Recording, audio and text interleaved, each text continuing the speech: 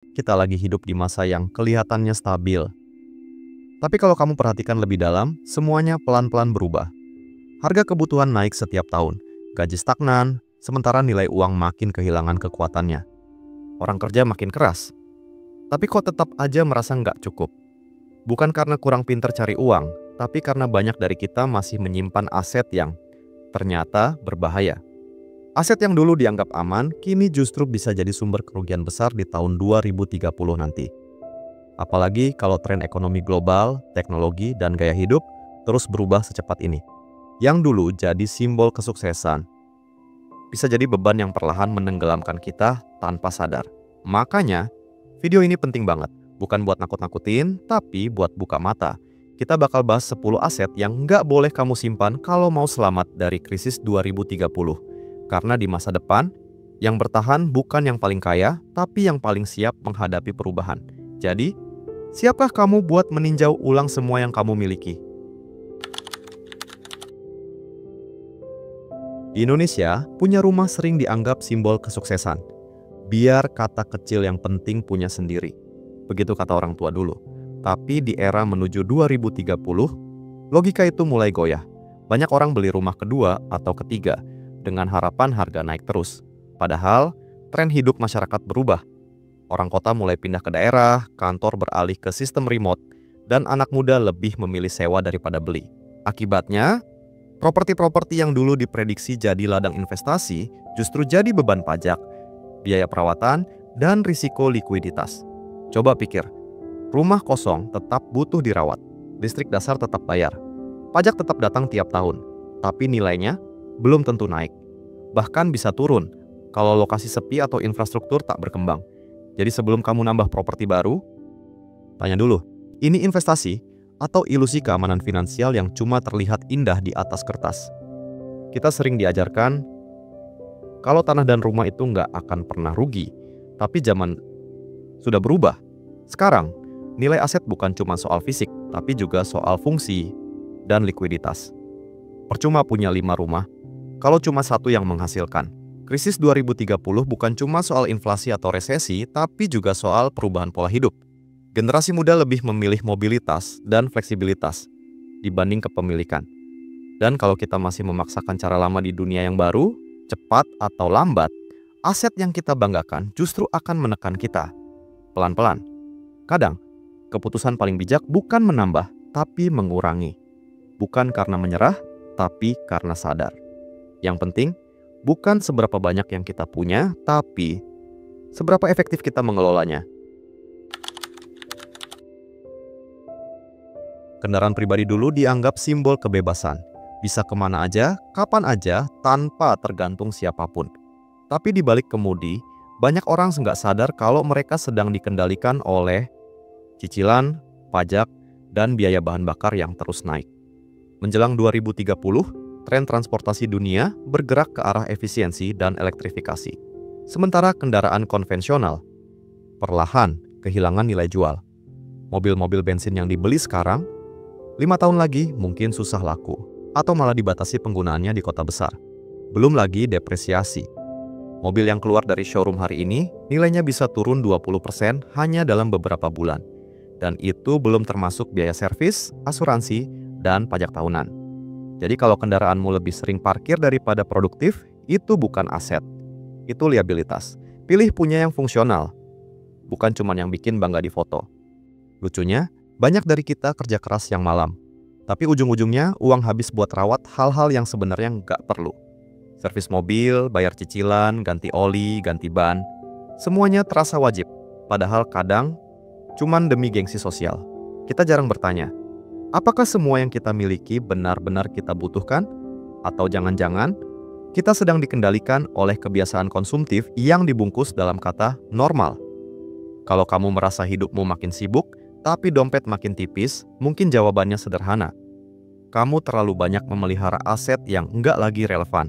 Mulai dari sini, kita pelan-pelan buka satu persatu, biar kamu tahu aset mana yang sebaiknya dilepaskan sebelum 2030 datang tanpa ampun. Sekarang, banyak orang berlomba tampil keren. Tas branded, sepatu limited edition, sampai HP keluaran terbaru, semua dibeli demi satu hal, pengakuan. Masalahnya, barang-barang itu jarang memberi nilai tambah, kecuali untuk foto dan pujian sesaat. Kita pikir itu investasi gaya hidup, padahal cuma jebakan psikologis yang bikin kita terus merasa kurang. Padahal di masa krisis nanti, siapa peduli merek sepatumu apa? Yang orang cari adalah kestabilan, bukan gengsi. Barang branded bersifat konsumtif. Nilainya turun cepat, sulit dijual kembali, dan seringkali bikin kita terjebak dalam pola beli, senang sebentar, lalu nyesel. Sementara di sisi lain, uang yang sama bisa jadi modal usaha, investasi produktif, atau dana darurat.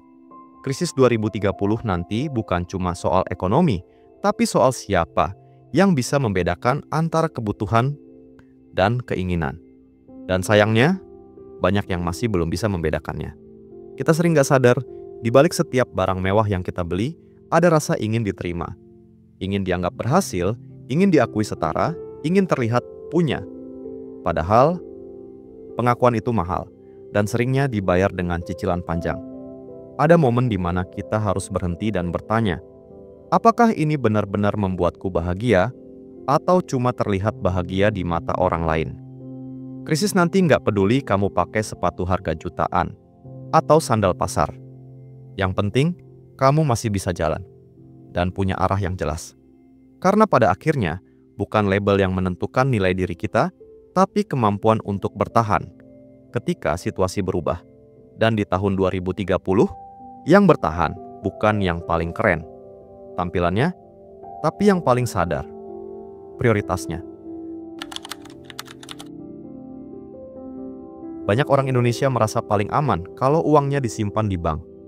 Yang penting nggak hilang, begitu alasannya. Padahal, uang yang diam justru perlahan kehilangan nilainya. Inflasi di Indonesia terus meningkat setiap tahun. Kalau bunga tabunganmu 2%, tapi harga barang naik 6%, berarti nilai uangmu menyusut 4% tanpa kamu sadar. Uangmu memang aman dari maling, tapi nggak aman dari waktu.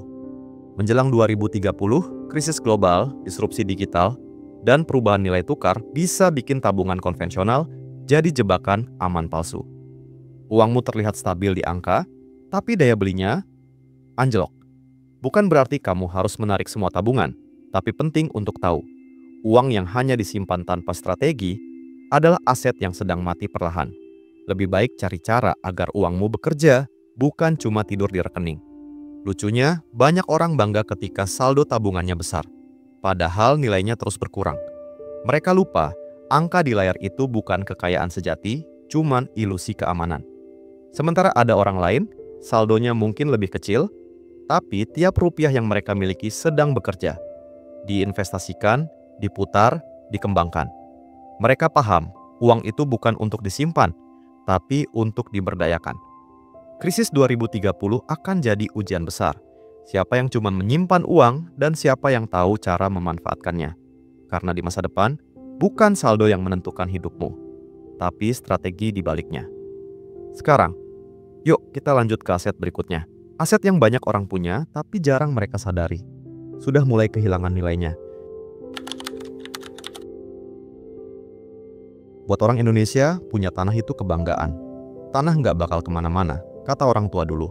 Tapi zaman berubah, dan nilai tanah nggak lagi sekadar soal luas, tapi soal fungsi.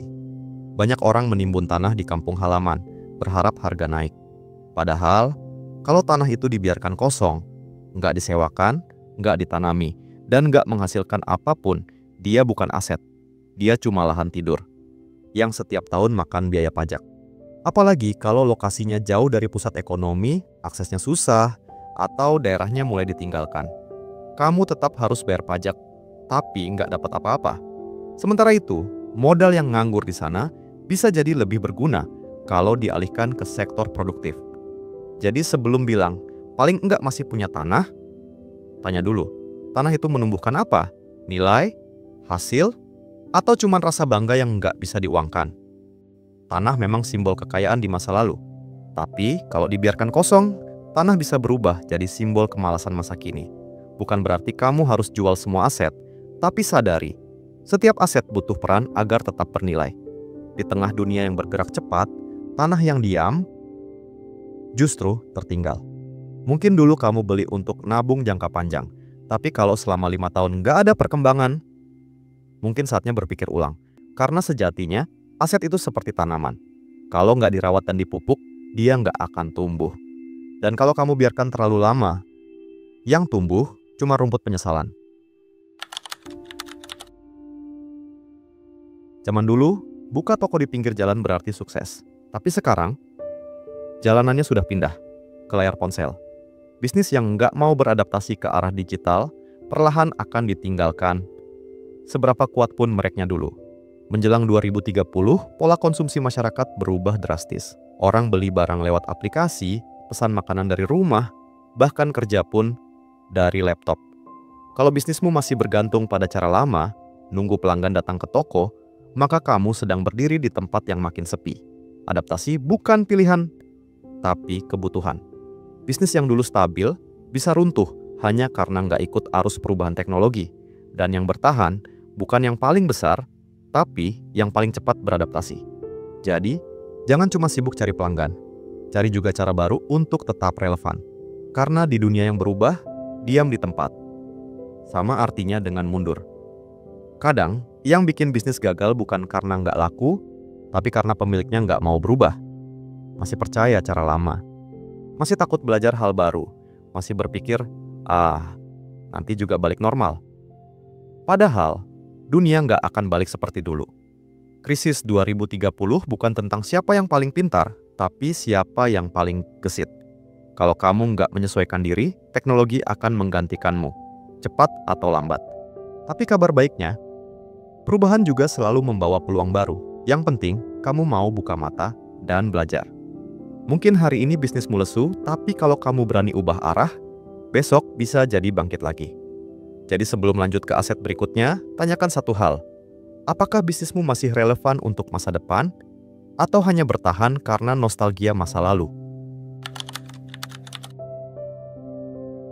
Buat banyak orang Indonesia, punya emas itu tanda aman. Kalau ada apa-apa, masih bisa dijual. Begitu alasannya. Masalahnya, nggak semua emas punya nilai yang sama. Perhiasan, terutama yang desainnya rumit, justru sering kehilangan nilai jual tinggi. Waktu kamu beli, harga sudah termasuk ongkos desain dan margin toko. Tapi ketika dijual, yang dihitung cuma kadar emasnya. Hasilnya, jauh di bawah harapan. Selain itu, tren mode juga cepat berubah. Kalung atau gelang yang dulu terlihat mewah, 5 tahun lagi bisa terlihat kuno dan sulit laku. Kalau tujuanmu adalah investasi, sebaiknya fokus ke emas batangan atau logam mulia, bukan perhiasan. Karena emas perhiasan itu lebih cocok untuk gaya hidup, bukan perlindungan aset. Dan di masa krisis nanti, yang dicari orang bukan kilau perhiasan, tapi kekuatan nilainya. Kita sering bingung membedakan antara punya nilai dan terlihat bernilai.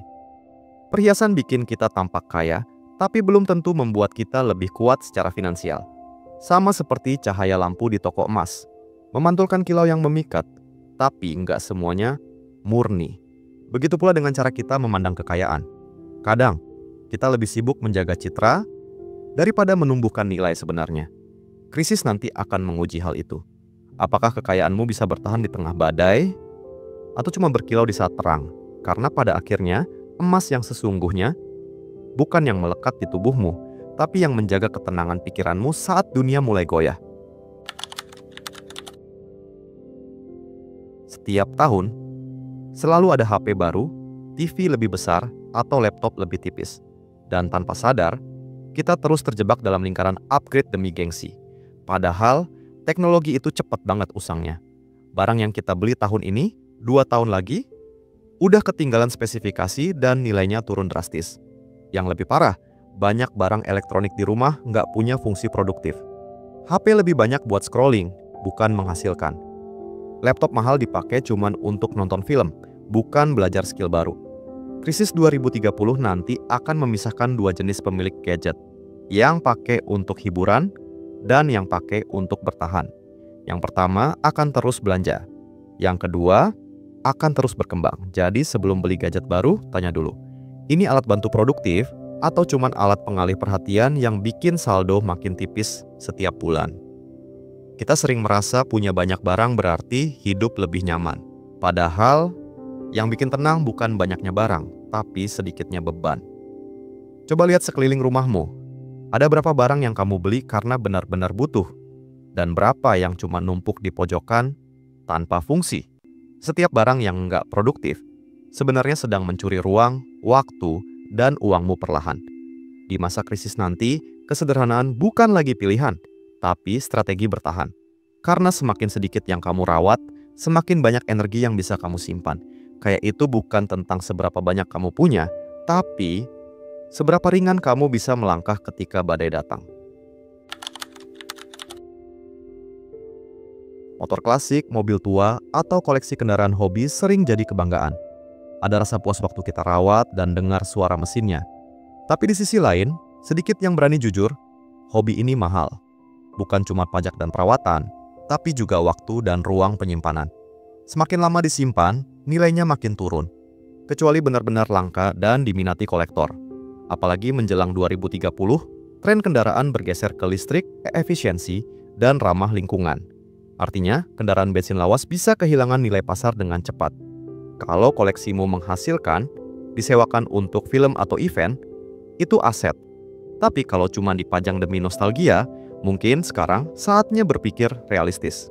Hobi seharusnya bikin bahagia, bukan bikin kantong berdarah. Karena di masa krisis nanti, yang bertahan bukan yang punya banyak kenangan, tapi yang tahu kapan harus melepas beban masa lalu. Kadang, kita terlalu terikat dengan masa lalu. Barang yang kita simpan bukan karena butuh, tapi karena punya kenangan. Padahal, kenangan nggak harus selalu disimpan dalam bentuk fisik. Banyak orang bangga punya koleksi yang punya cerita, tapi di sisi lain, mereka diam-diam menanggung biaya besar untuk mempertahankannya. Itu bukan salah, tapi kalau kamu mulai merasa terbebani, mungkin sudah saatnya belajar merelakan.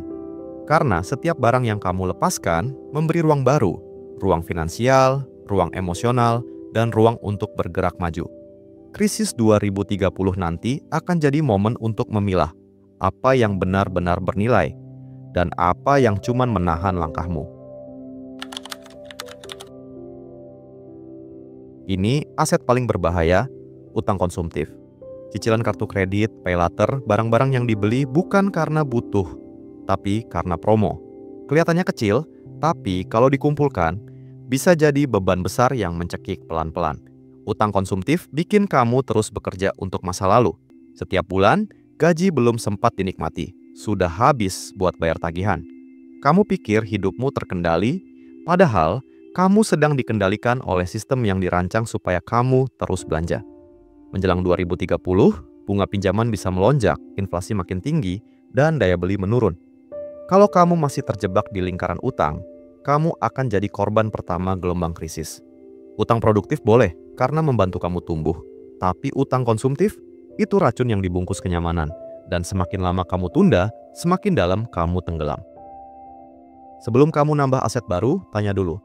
Ini akan menambah nilai hidupku atau malah menambah bebanku? Kita sering tergoda dengan tampilan luar, properti, kendaraan, barang mahal, tabungan besar. Padahal, kekuatan finansial sejati bukan di banyaknya aset, tapi di sehatnya arus keuangan dan kemampuan beradaptasi. Krisis 2030 nanti nggak akan kasih waktu lama untuk berpikir. Yang siap akan bertahan, yang lambat akan tergulung. Dan persiapannya dimulai bukan tahun depan, tapi hari ini. Mulailah dari hal kecil, lunasi utang, jual aset mati, dan ubah pola pikir dari punya banyak menjadi punya cukup. Karena di dunia yang terus berubah, yang paling berharga bukan lagi harta, tapi kebebasan. Krisis 2030 bukan cuma tentang angka ekonomi, resesi global, atau perubahan teknologi. Ini tentang cara kita memandang hidup, cara kita mengelola yang kita punya, dan cara kita menyesuaikan diri dengan dunia yang terus bergerak. Banyak orang sibuk menimbun aset, tapi lupa menyiapkan mental. Padahal, ketika badai datang, yang bertahan bukan mereka yang punya paling banyak, tapi mereka yang paling tahu apa yang harus dilepaskan. Sekarang saatnya berhenti sejenak dan meninjau ulang semuanya. Mana aset yang benar-benar menumbuhkan nilai, dan mana yang hanya jadi beban tersembunyi. Karena kadang, selamat dari krisis bukan soal menambah, tapi soal berani mengurangi. Tahun 2030 bukan akhir tapi awal dari babak baru. Dan yang akan menang bukan yang sibuk mengejar, tapi yang bijak mengelola dan beradaptasi. Mulai hari ini, belajar hidup lebih sadar, lebih ringan, dan lebih cerdas. Karena masa depan bukan milik yang kuat, tapi milik mereka yang siap berubah. Kalau kamu ngerasa video ini nampol banget karena nyentil kondisi keuanganmu sekarang, jangan cuma diem aja. Klik tombol like, biar makin banyak orang yang sadar. Sebelum terlambat, tulis di kolom komentar, aset apa yang paling bikin kamu mikir ulang setelah nonton ini. Dan jangan lupa subscribe, karena di channel ini, kita bukan cuma bahas uang, tapi cara bertahan di tengah dunia yang makin nggak pasti. Mulai sekarang, yuk sama-sama belajar biar siap menghadapi krisis 2030. Bukan dengan takut, tapi dengan strategi.